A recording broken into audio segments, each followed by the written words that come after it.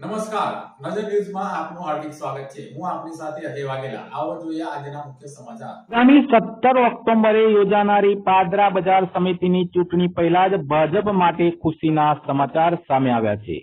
વેપારી મત વિસ્તારની 3 બેઠકો પર ભાજપ પ્રેરિત 3 ઉમેદવારો બિનહરીફ ચૂંટાયેલા જાહેર થયા છે। ચૂંટણી માટે ફોર્મ પરત ખેંચવાની અંતિમ તારીખ આજે પૂર્ણ થતા વેપારી વિભાગમાં કોઈ પ્રતિસ્પર્ધી ઉમેદવાર બાકી રહ્યો નહોતો।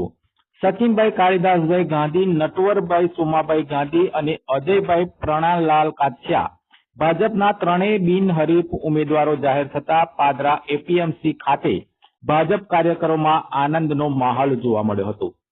પાદરા શહેર ભાજપ પ્રમુખ દીપેશ ગાંધી સહિત અગ્રણીઓએ પણ વિજેતા ઉમેદવારને શુભેચ્છાઓ પાઠવી હતી। હવે નજર રહેશે કે ખેડૂત મત વિભાગની 10 બેઠકો પર જ્યારે 17 ઓક્ટોબરે મતદાન યોજાશે અને ભારે રસાકસીની સંભાવના વ્યક્ત થઈ રહી છે।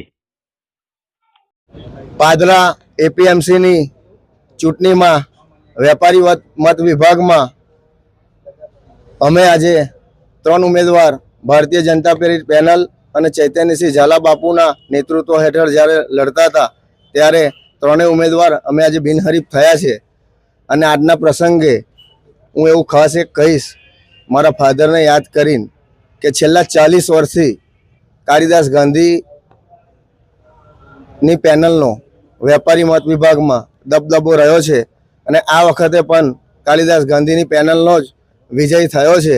છેલ્લા 40 વર્ષથી થાય છે અને પાદરાના તમામ નગરજનો અને તમામ વેપારીઓએ છેલ્લા 40 વર્ષથી અમારા પર ભરોસો મૂક્યો છે અને તમામ એપીએમસીના અમારા કમિશન એજન્ટ, દાળની મિલના હોય, કપાસના વેપારી હોય, અનાજના વેપારી, આ તમામ વેપારી મિત્રોનો અમે હૃદયપૂર્વક આભાર માનીએ છીએ કે છેલ્લા 40 વર્ષથી અમારા પર જે ભરોસો મૂક્યો છે અને આ વખતે પણ મૂક્યો છે, એનો અમે સૌનો આભાર માનીએ છીએ।